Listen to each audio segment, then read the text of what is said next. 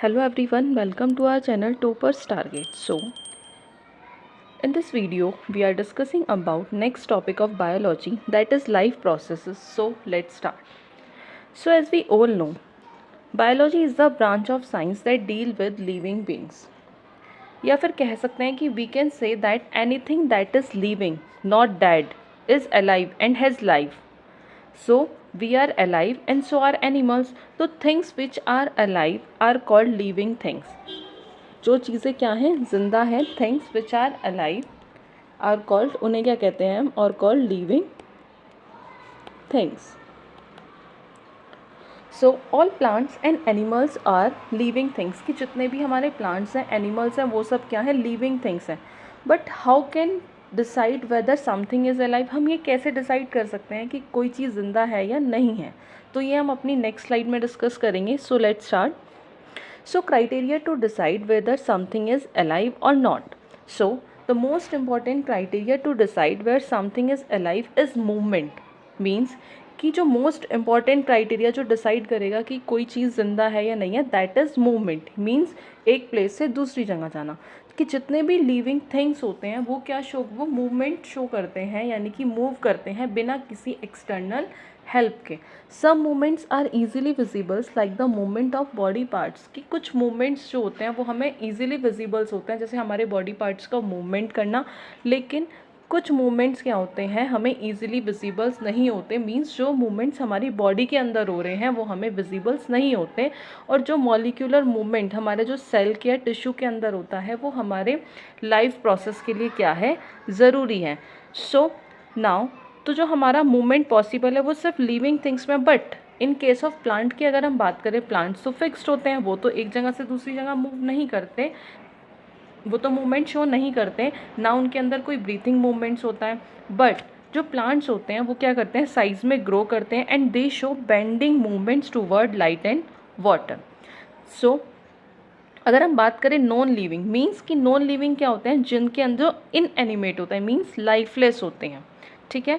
अगर हम एग्जांपल की बात करें, अगर मैं बात करूँ स्टोन की, तो स्टोन क्या है, स्टोन एक इनएनिमेट ऑब्जेक्ट है, मीन्स लाइफलेस ऑब्जेक्ट है. सो स्टोन हमारा क्या है, नॉन लिविंग है. सो क्राइटेरिया जो डिसाइड करेगा कि समथिंग इज़ अलाइव और नॉट, वो होगा हमारा मूवमेंट. कि जितने भी लिविंग थिंग्स होते हैं वो क्या करते हैं, बिना किसी एक्सटर्नल हेल्प के मूवमेंट शो करते हैं, एक प्लेस से दूसरी जगह जाते हैं. कुछ मूवमेंट जो होते हैं वो इजीली विजिबल्स होते हैं, जैसे हमारे बॉडी पार्ट्स का मूवमेंट हो गया. जो हमारी बॉडी के अंदर मूवमेंट्स होते हैं वो हमें इजीली वो विजिबल्स नहीं होते, जिन्हें हम मॉलिक्यूलर मूवमेंट्स भी कहते हैं. And molecular movements in cells and tissues is necessary for all life process, और वो हमारी लाइफ प्रोसेस के लिए क्या होते हैं, ज़रूरी होते हैं. Now next is what our life process, कि लाइफ प्रोसेस क्या होता है. ये तो हमें नाम से ही समझ आ रहा है, लाइफ प्रोसेस, कि जितने भी लिविंग ऑर्गेनिजम्स होते हैं वो क्या करते हैं, कुछ बेसिक फंक्शंस परफॉर्म करते हैं ज़िंदा रहने के लिए. जो बेसिक फंक्शंस जो लिविंग ऑर्गेनिज्म अपनी लाइफ को मेंटेन करने के लिए परफॉर्म कर रहे हैं, उसे क्या कह रहे हैं, that is known as life process. अब कुछ हमारे इंपॉर्टेंट लाइफ प्रोसेस होते हैं, जैसे न्यूट्रिशन हो गया, रेस्पिरेशन हो गया, ट्रांसपोर्टेशन हो गया, कंट्रोल एंड कोऑर्डिनेशन हो गया, ग्रोथ हो गया, या फिर मूवमेंट एंड रिप्रोडक्शन. ये क्या है, कुछ इंपॉर्टेंट लाइफ प्रोसेस है. अगर हम न्यूट्रिशंस की बात करें, न्यूट्रिशंस क्या होता है, means intake of food and its conversion into simpler form. If we talk about respiration, respiration means involve oxidation of food in cells. Transportations, transfer of substance from one parts to another. If we talk about excretion, excretions भी क्या है, एक life process है, involve expulsions of unwanted toxic substance from body. Control and coordinations involve process which help in survival. Growth involve changes from a young one to an adult. Movement सभी को पता है, movement show करना, एक place से दूसरी जगह जाना. And if we talk about reproduction, तो involve production of new life from the existing one. So life process is basically कि जितने भी लिविंग ऑर्गेनिज्म हैं वो कुछ ना कुछ बेसिक फंक्शंस परफॉर्म कर रहे हैं ज़िंदा रहने के लिए, और उन्हीं बेसिक फंक्शंस को जो वो बेसिक फंक्शंस जो परफॉर्म हो रहे हैं बाय लिविंग ऑर्गेनिज्म अपनी लाइफ को मेंटेन करने के लिए, that is known as life process. और कुछ हमारे कॉमन इंपॉर्टेंट लाइफ प्रोसेस हैं दैट इज़ नोन एज, जैसे हम nutrition, respiration, transportation, control and coordination, growth, movement and reproduction. Next is, अभी हमने डिस्कस कर रहे थे कुछ इंपॉर्टेंट लाइफ प्रोसेस, तो जो हमारे टोटल लाइफ प्रोसेस होते हैं, जो मेन लाइफ प्रोसेस हैं दैट इज 7 में first one is movement, changing place और position, means going from one place to another. Respiration, जो एनर्जी को क्या करता है, जनरेट करते हैं। Sensitivity, being aware of the surrounding. Growth, increase in size और नंबर, या फिर कह सकते हैं कि involve change from a young one to an adult. Next is R, that is reproduction, creating new individual, या फिर कह सकते हैं कि production of new life from the existing one. Next is excretion, excretions क्या होता है, removal of waste product. Last one is nutrition, nutrition कह सकते हैं कि intake of food and conversion into simpler substance, या फिर फूड को ऑब्टेन करना एक बॉडी को बिल्ड करने के लिए, that is nutrition. Next one is energy for life processes. So basically life process के लिए जितने भी हमारे 7 अलग अलग लाइफ प्रोसेस हैं, जैसे न्यूट्रिशन हो गया, रेस्पिरेशन हो गया, ट्रांसपोर्टेशन हो गया, एक्सक्रीशन हो गया, control and coordination, growth, movement, reproduction, सबके लिए हमें किस चीज़ की रिक्वायरमेंट होती है, सबके लिए हमें एक एनर्जी की रिक्वायरमेंट होती है। तो जितने भी लिविंग ऑर्गेनिज्म है सबको एनर्जी की रिक्वायरमेंट है, means all living organisms need energy which is use to perform various life process. Living organism को अब एनर्जी कहाँ से मिलती है, सबको पता है, living organism obtain this energy from food. Food क्या है, एक तरह का फ्यूल का काम करता है सभी लिविंग ऑर्गेनिज्म के लिए। लिविंग ऑर्गेनिज्म को क्या होता है, कॉन्टीन्यूसली एनर्जी की रिक्वायरमेंट होती है फॉर वेरियस लाइफ प्रोसेस और अदर एक्टिविटीज़ के लिए भी जो भी वो परफॉर्म करते हैं। जैसे अगर हम बात करें केमिकल रिएक्शंस की, chemical reaction, metabolism constitute chemical reaction that take place in cells, take place in the body of an organism even when a slip.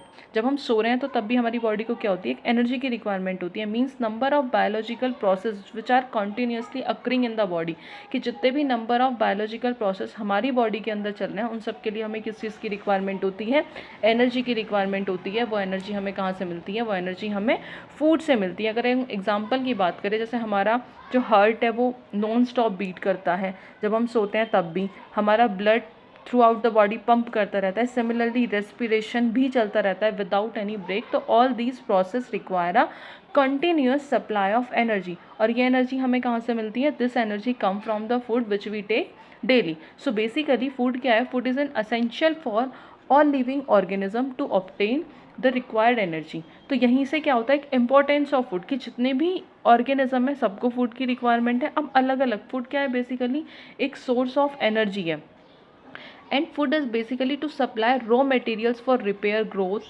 and development of the body, या फिर कह सकते हैं to supply the body with nutrients like vitamins and minerals। तो food क्या है, हमारे लिए एक इम्पॉर्टेंट फैक्टर है जिससे हमें क्या मिल रही है, एक एनर्जी मिल रही है, जो क्या एक तरह का किस तरह का काम कर रहा है, फ्यूल की तरह काम कर रहा है, जो हमें जिससे हमें एनर्जी मिल रही है, लिविंग ऑर्गेनिज्म को एनर्जी मिल रही है बहुत सारे प्रोसेसेस को करने के लिए।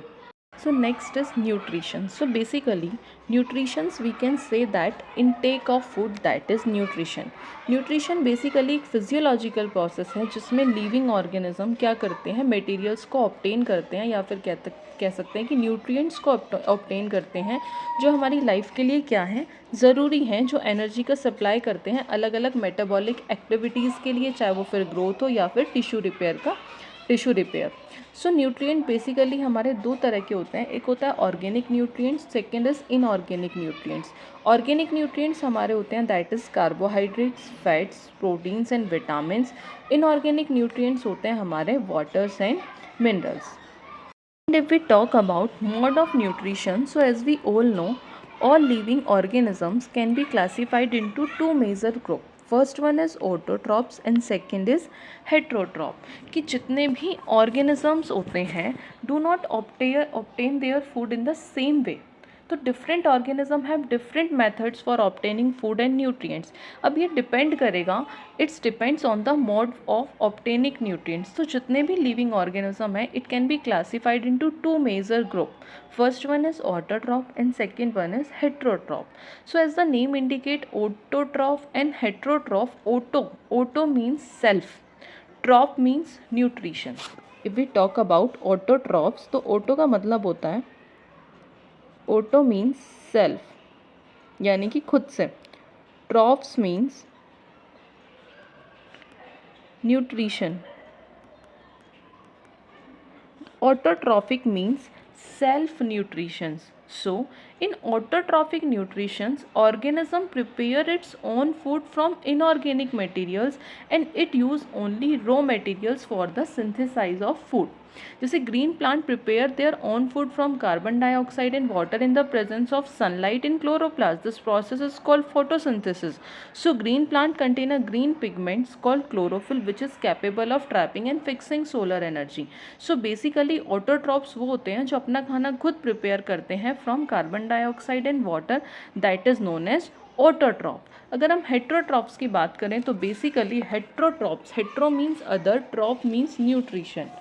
So heterotrophic means nutrition obtains from other, means non-green plants and animals. Non-green plants and animals are not able to synthesize their own food. They depends on organic source of foods. मतलब ये कहीं ना कहीं किसी और पर depends करते हैं अपने खाने के लिए. और ऑटोट्रॉफिक न्यूट्रिशंस वो न्यूट्रिशंस होते हैं जो अपना खाना खुद प्रिपेयर करते हैं by the help of carbon dioxide and water. इसका हम फर्दर डिटेल्स में अपना नेक्स्ट स्लाइड्स में डिस्कस करेंगे. Thank you for watching this video. For further videos के लिए जुड़े रहिए हमारे चैनल टॉपर्स टारगेट से. Thank you.